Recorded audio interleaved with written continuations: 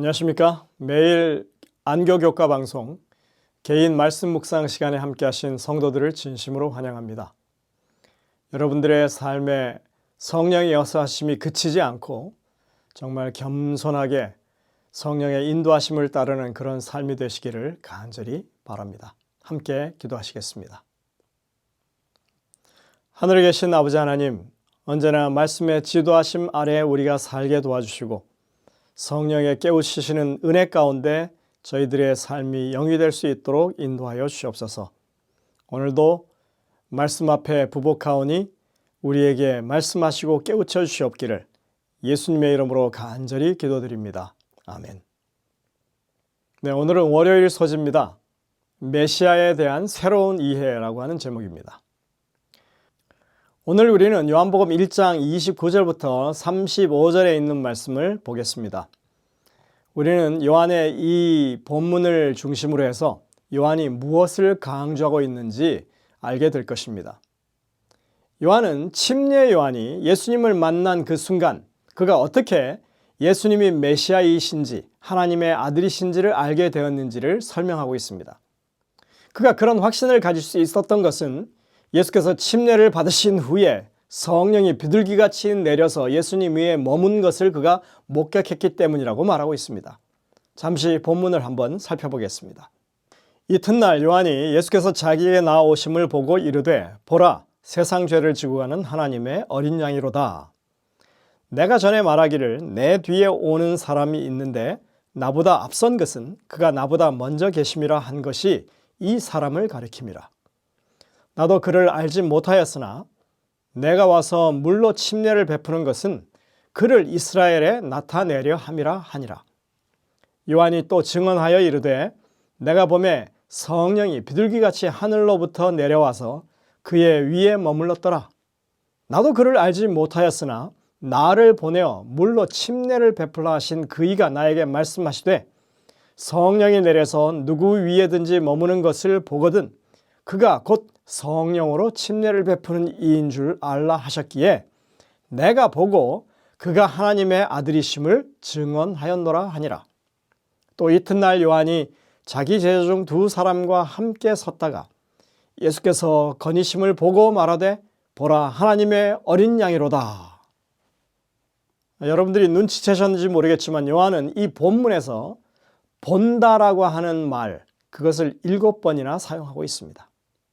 이 처음에서 2번, 그리고 중반 이후부터는 매 절마다 적어도 한 번 이상이 그렇게 본다는 단어가 사용되고 있습니다. 그는 자신이 목격한 것을 바탕으로 해서 예수님이 하나님의 아들이시고 그리고 이 땅을 구원하도록 보내심을 받은 메시아라고 하는 것을 확신했노라고 지금 그렇게 피력하고 있는 것입니다. 뭘 보았다는 거죠? 오늘 본문은 그것을 아주 분명하게 말해주고 있습니다. 본문에서 침례 요한은 예수님을 하나님의 어린 양으로 소개하고 있습니다. 침례 요한은 그분이 자기보다 먼저 계신 분이라고 말합니다. 다시 말해서 그분의 선제성을 이미 들어서 알고 있다고 말하는 것입니다. 그렇지만 그는 누가 메시아인지 알지 못했노라고 말합니다. 그런데 자신에게 물로 침례를 주면서 메시아를 만나게 되면 이스라엘 사람들에게 알려주라고 그렇게 성령께서 지시했다고 밝히고 있습니다. 아울러 누군가 성령이 내려서 그 위에 머물게 되면 그분이 바로 메시아라고 그렇게 미리 알려줬다는 것입니다. 그런데 침례 요한은 지금 이제 그것을 자신이 직접 눈으로 목격하게 되었고 그분이 바로 선지하시는 분, 곧 하나님의 아들이심과 메시아이심을 자신이 확신하게 됐다고 말하는 것입니다. 요한은 이러한 내용을 이런 문장 구성에 잘 담아서 우리에게 증언하고 있는 것입니다. 그런데 요한이 지금 예수님을 가리켜서 뭐라고 말합니까? 하나님의 어린 양이라고요. 세상 죄를 지고 가는 하나님의 어린 양이라고 말합니다. 침례 요한이 본 메시아는 이제껏 사람들이 오랫동안 기다려왔다는 그 메시아의 모습과는 사뭇 다른 그런 모습입니다. 유대인들은 로마의 그늘 아래서 그들을 구해줄 그런 메시아를 기다려왔습니다. 오랫동안 억압을 받아온 그들이었기 때문에 메시아가 로마를 무너뜨리기를 바랬고 그들을 통해서 위대하고 강력한 나라로 재건해 줄 것을 그들이 기다리고 있었던 것입니다. 그러나 침례 요한이 본 메시아는 세상 죄를 지고 가는 하나님의 어린 양이었다고 말합니다.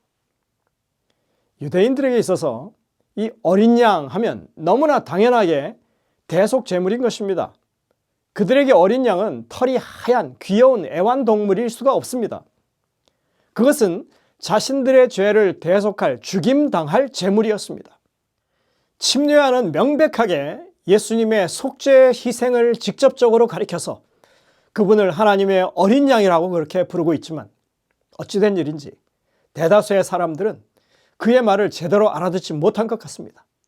예수님의 제자들은 분명히 예수님의 가르침을 통해서 예수님의 대속적인 죽음에 대한 성경적 이해를 가지고 있었습니다.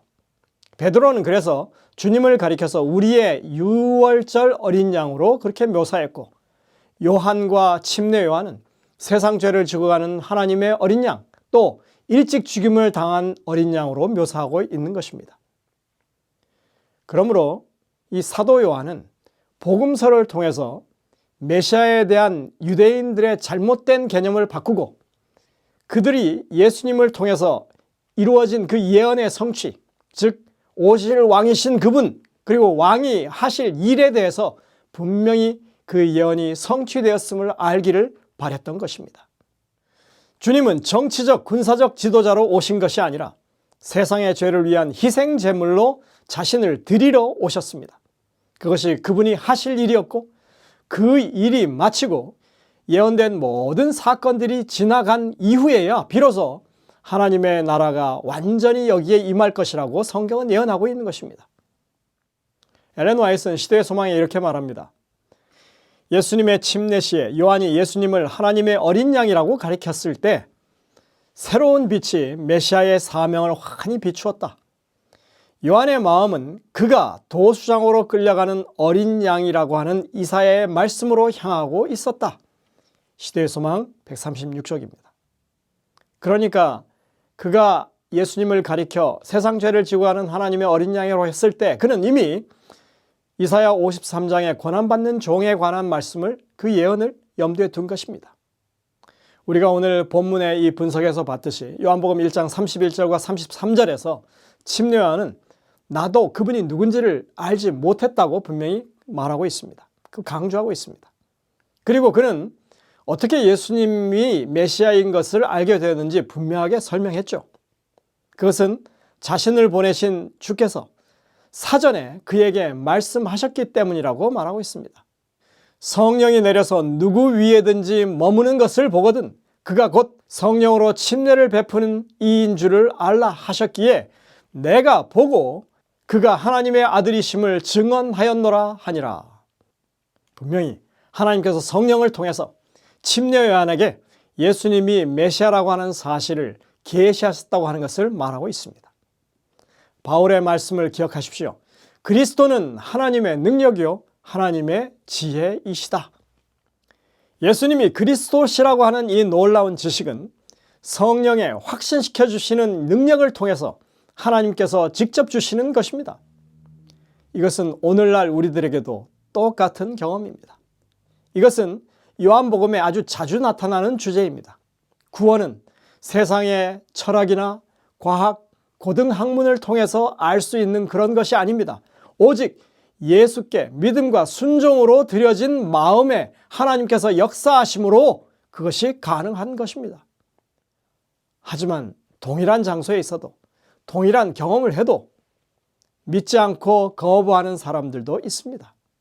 바로 유대인들이 그랬습니다. 제가 예언 연구를 하면서 알게 된 사실이 하나 있습니다. 하나님께서 예수님의 초림을 예언했던 70일의 예언은 딱 두 가지 사실을 분명하게 밝히고 있습니다. 첫 번째, 메시아가 이 땅에 오시지만 죽임을 당할 것이다. 두 번째, 예루살렘은 중건되지만 일정한 시간이 지나가면 반드시 파괴될 것이다. 예언을 통해서 너무나 분명하게 밝히고 있기 때문에 모를 수가 없는 내용입니다. 그런데 이스라엘 사람들은 그러한 믿음의 지식을 후대에 전하지 않았습니다.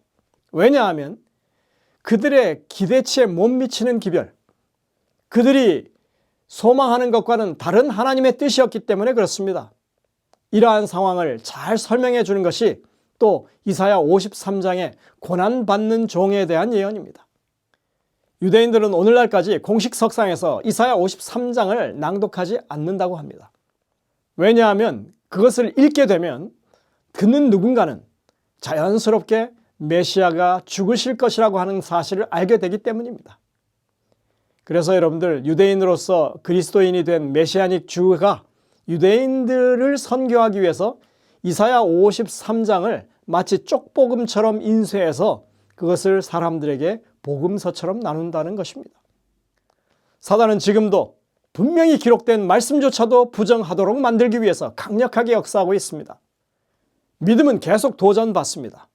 우리가 확신하고 있다가도 금세 믿음을 놓칠 수 있습니다. 침례 요한이 성령의 깨우침으로 말미암아 믿게 된 예수님의 메시아 되심을 그는 유지하기 위해서 계속 애썼다고 하는 사실을 알아야 합니다. 오늘 이 본문의 기록을 요한은 어떻게 말하고 있냐면 침례 요한이 옥에 갇히기 전의 일이라고 기록하고 있습니다. 근데 여러분들, 그가 옥에 갇히고 나서 시련 속에 고통을 당하면서 그는 제자들을 보내서 주님을 향해서 묻습니다. 오시리가 당신이십니까? 그건 뭡니까? 그가 그렇게 확신했다면, 거기에 대한 믿음이 흔들리지 않았더라면 그런 질문을 했겠습니까? 오늘 여러분들, 이 영감의 교훈에 보면 그의 믿음의 그런 이 굴곡 속에서 그가 어떻게 믿음을 지켰는지 이렇게 말하고 있습니다. 끝까지 믿음을 버리지 않았던 선지자. 그러나 침례 요한은 그리스도에 대한 자신의 믿음을 버리지 않았다. 하늘에서 들린 음성, 성령의 비둘기 같은 강림, 예수의 흠없는 순결성, 그리고 요한이 구주 앞에 나갔을 때 그에게 임하셨던 성령의 능력, 성경 예언들의 증언 등 이러한 모든 기억은 나사렛 예수가 약속된 분이심을 증거하는 것이었다. 시대의 소망 216쪽입니다. 결국 그가 보았던 증거들, 그가 경험했던 그런 일들이 그의 믿음을 더욱더 굳건하게 했던 것을 우리가 알 수 있습니다. 믿음은 지금 하나님을 붙잡는 손입니다. 과거에 이렇게 믿었다 또는 앞으로 이렇게 믿을 것이다 하는 것은 아무런 소용이 없습니다. 내가 지금 어떻게 믿고 있느냐 하는 것이 우리의 믿음이어야 합니다. 흔들리지 않는 그런 믿음이 되도록 우리가 많은 증거들을 찾고 그 말씀을 더욱 굳게 신뢰하는 여러분들 되시기를 간절히 바랍니다. 기도하시겠습니다. 하늘에 계신 아버지 하나님, 우리에게 많은 증거들로 이렇게 기록된 말씀으로 남겨주셔서 감사를 드립니다. 이 말씀들을 중심으로 우리 삶에서 주님이 살아계심을 더 분명하게 깨닫게 도와주시고 주님의 구원하심에 대한 확신을 우리 마음 가운데 더욱더 크게 가질 수 있도록 저희들을 이끌어 주시옵기를 예수님의 이름으로 간절히 기도드립니다. 아멘.